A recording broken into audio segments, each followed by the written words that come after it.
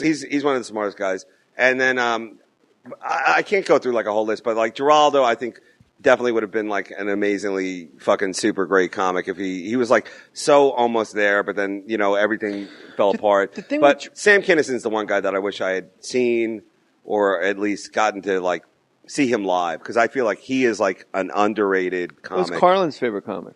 Oh really? Okay. Cool. Well, I don't know if it was his favorite, but Carlin said he would say when he'd see comics in his mind, he would either say not a threat or threat. And when he saw Kinnison, it was in his last book. It was all capitals. Big fucking threat, huge threat, enormous fucking threat. Like he realized, and I really love the way he put this, Carlin.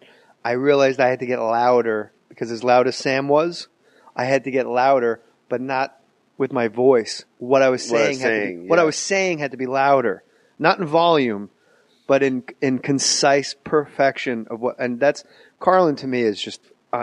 He's your guy, yeah. I just like when I write stuff, I go like when I do a rewrite on something, I'll go. Would Carlin read this and call me a fag? Or would you read it and go, "This is pretty good"? Like, and I always, I have to like figure out a way. Like, do you ever do that? Like, if all right, go back to your list. Sorry. No, I was just gonna say the thing I loved about Sam Kinison is that like he was power. And I appreciate power as long as it's not hacky power. And his never was. It was like righteous, like religious, like almost like he broke out of a fucking like Jessica Dupree fucking cult. Like he just broke out of the fucking shed and he's like telling the tale. And I love like his imagery was like so good and he'd get in your face and like it was just like ultimate power and control, and like I just love all that religious shit, and he didn't pull back. So what about Hicks? Hicks, same thing, but Hicks was I thought Hicks was a better joke writer, and he did a lot of unfunny stuff. Yeah, but that was the coolest part, though. He was not if you're buying a comedy album and you're a young. You're like, wait a minute, this is a half hour. He's yelling at everybody. Well, the cool thing about him is that he really did the road. He didn't just do Fez and like Austin and like San Francisco and go, I'm on the road. No, he was like in fucking Birmingham, Alabama. He was in Stardom. Yeah, he was like playing these places, and people were like and he's like, shut the fuck up, Jesus. And then he would go right back into it. He never compromised. And, I compromise every fucking second I'm up there. I do too, but that's because we're dancing for our lives. Well, I kind of like love the fluidity of it, but these guys go up there with like, in their head, like, this is what it is. I got to get this message across. Yeah, and I'm not, that's why I'll never be a great comic. But see, I think that's why you will always be a great comic, is because I think once you go from conveying things that make you laugh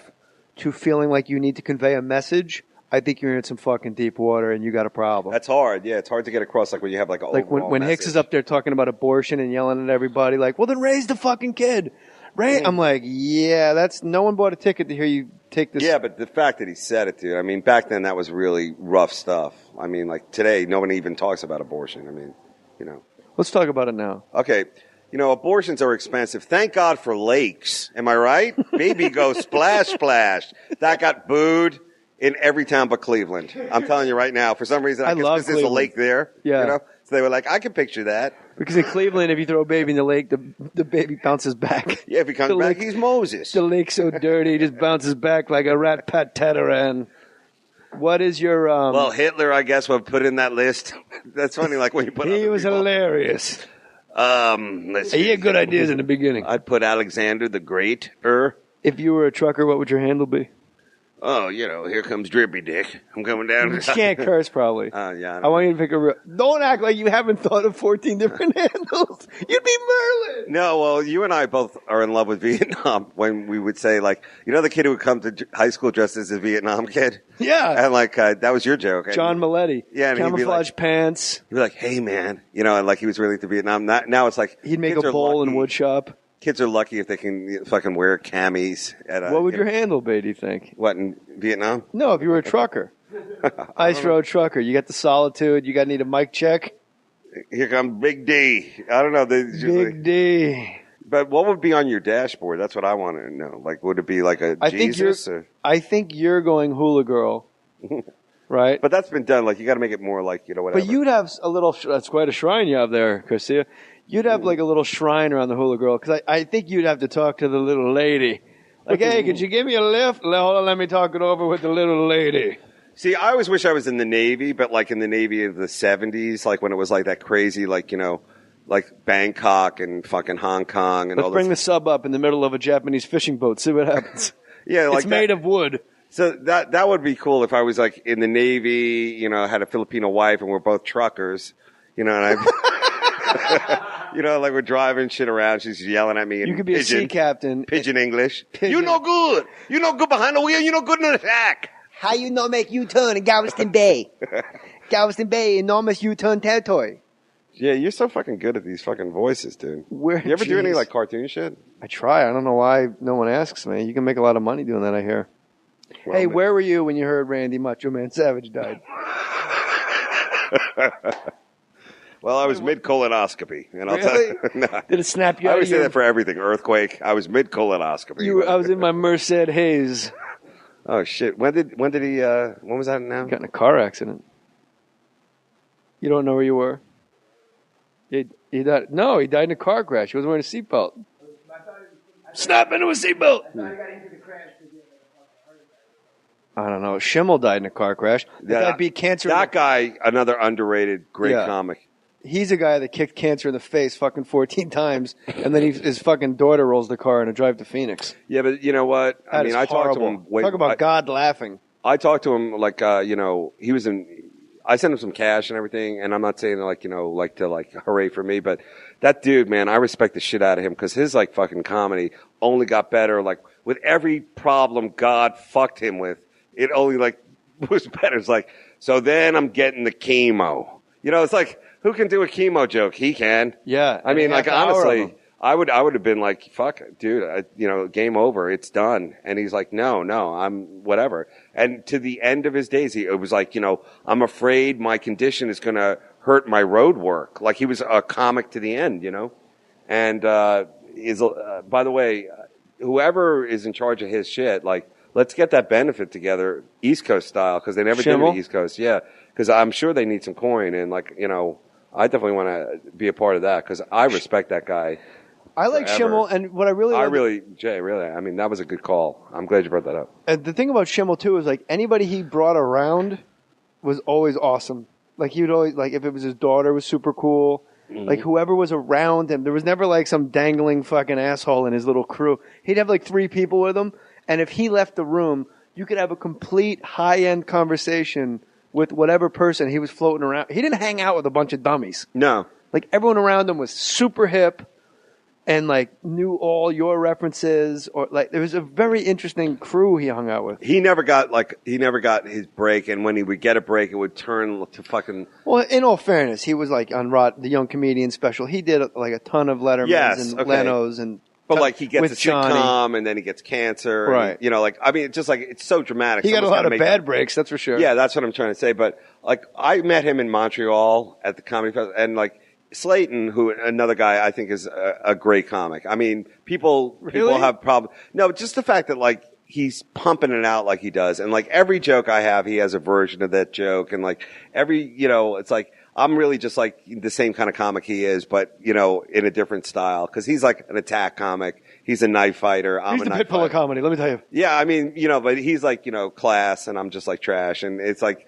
I think you got it backwards. No, I admire a dude who was like pumping it out like that. But I met him in Montreal, Schimmel, where he was just like dating his wife, who was the daughter's friend. It's like that cool. And his little daughter, a very Parisian story. His little daughter was in there too, and I was like, this is the weirdest fucking thing I've ever. It's like, but everybody was cool. It was like but I was young, so I was traveling commune. Yeah, so I was young, and it's like, and like the little daughter's like looking at the father with the young sister. Wife, girl, it's like, Daddy, I want to be your wife. Like it's like what every daughter would say. He was the Warren Jeffs of comics, and like we're all about. And the worst part is we're all about there to go up and do like some of the most vicious dick pussy jokes. It's at the Nasty Show, So it's like this little girl's there. It's like, hey, we went to see what they made poutine today, and then he's up there like, you fuck a, you can fuck a chicken, but you shouldn't eat it. I don't even know what the bit. Like we're all trying to outdo each other with filth. The thing with Geraldo, you mentioned him earlier, and he was so good at being present and being a comic in front of an audience. Mm-hmm. And at the roasts, I think where he separated himself and made a name for himself. But like, I think the thing with his, they're dropping like fucking flies, Dave. They really are. But the thing with him was, it just seemed like he had his shit together. Like he was never. No, he's a party guy. Really? Yeah. I mean, I knew he like partied, like he would drink and do coke, but he didn't strike me as a guy like would wind up dead in a hotel room in New Brunswick, New Jersey. Well, like Kinnison, it was just countdown to when that shit was going to happen, and it didn't even happen that way. It happened another car accident. Yeah, I don't know, man. It's a sad tale, but you know, people dwell on always like the drugs and all that kind of stuff, but. At the end of the day, like you said, deal, like Dave. why are people not happy? Like they're doing all these different things. It's like I think Greg was so smart and such a good comic that like it bored him like the system of like, you know, go out to LA and get like a TV show, and he had many pilots with Comedy Central, and like, you know, I think it kind of the whole system, like he saw the hypocrisy in it, and like, you know, he also was like a guy who, you know, everything he could pretty much do everything, like Harvard, and like he was a lawyer and all that kind of stuff. Law degree. I mean, and like comedy, he went from like, you know, a good comic to like what I consider like this guy is just like blowing the shit out of me in terms of like great topical humor. Like I would do a topical joke and then I would call him immediately and go like, "What's your joke on this?" And he would like have a better joke. And then after a while, like I could tell when the drugs were involved, he'd be like, "Oh no, I'm not doing that," or whatever. But like, there's some of his fucking jokes were just like, you know, honestly, I could never tire of him listening to him, but I know he was tired of saying them. So it seemed like his shelf life for himself, his own voice, was shorter than all of ours. Like if you and I have like a new, he was bored, yeah. Like you and I have a new 10 minutes. Like it's about 4 months, and you keep honing it and peeling the onion. But it seems like if he had a new thing, he'd do it like on Friday, and then by Saturday he's like, "Ugh, I can't keep saying that fucking joke. I did it 2 shows already." He was so good, like so quick with the topical stuff. And on the roast, you really get to see like a pure fucking like he did his job. When it was like Geraldo, Lisa, and Jeff, you know, the old school thing, like they went in there and bang, bang, bang. And now like the new generation of Jeselnik to me is like, oh yeah, these guys like take a different direction, which is refreshing and I think great. Amy Patrice I thought was really funny because Patrice, it's almost like he got taken out of his game. Like everything he had prepared, he just went up and said, "Fuck it," and went, "William Shatner, you're just like a racist old dude." Yeah. Like he just started talking. Patrice is one of the most pure guys ever in comedy. And like, no doubt. He's another guy where I look at him and I'm like, dude, what I'm about to do, I know you're going to think is hacky, but I'm really like trying these jokes. And he was always very supportive to me, but I really respect Patrice. And I know the younger comics, they really fucking love Patrice because he is definitely a non-conformist, no. He's very comfortable with saying the word no. Like, I'm not going to do that. I don't think that's right. No, I'm not doing it. And like, you know, the dude doesn't have a lot of money, and right now he's in a really bad place, so we're all thinking good thoughts. But that's balls in this business to like, you know, be able to say like, "Fuck you, no, I don't do that." I'm not going to know who you are. You know, I'm not going to go do The Office. I don't feel like it. Yeah, that's fucking balls. It's like, no, man. it's The Office. I don't give a fuck. Yeah, he doesn't care. He didn't. He had like. He said to me, he goes, "They asked me to come back for a 6th episode, and I just pictured BJ Novak looking at me, like, judging me." He was like, it fucking bothered him. And I was like trying to explain to him, like, but don't you understand, like, everyone on a TV set is completely, like, if you're a comic, you're the unicorn. Yeah, you fucking are. That's They for don't sure. know how the fuck you exist. Well, and then here you are acting. You're doing exactly what we're doing, but we can't in a million years just go and do what you do. Oh, well. I don't know how you do it, Jay, because you are a good actor. I'm not fucking stroking you right now, but like, for my very few stand-up, my little amount of acting, I've always felt like, you know what? These people are going to get together and have a barbecue, and I really hope they don't invite me because, you know, like it's like I want to get through this day because I feel so uncomfortable being around all this fake love and support. When I know in the minute they leave, they're going to go, like, who the fuck was that guy? Why couldn't we get a better version of that bald motherfucker? Because I always felt like I just spent the last week in a hotel somewhere jerking off to like, you know, time, actually the clock moving. And these people like coming from like, we had a 70s bowling party last night. I'm tuckered out. Now, where are my lines? It's like What they were live you this, for Halloween? yeah, like, oh, come on. It's going to be a fun get together. Bring your old shoes. We're going to give them to third world kids. It's going to be fun. Your voice you're using right now is a cross between a 50s actor and Rodney. Well, Hey, come on. We're all going to have a good time, I love kid. that. It's Okay, like, all right. don't worry, guys. It's all going to be great. It's all going to be good. Hey, kid, you want to get fucked up? Okay, all right. But I always felt like I had nothing in common with these people. I was like, ugh.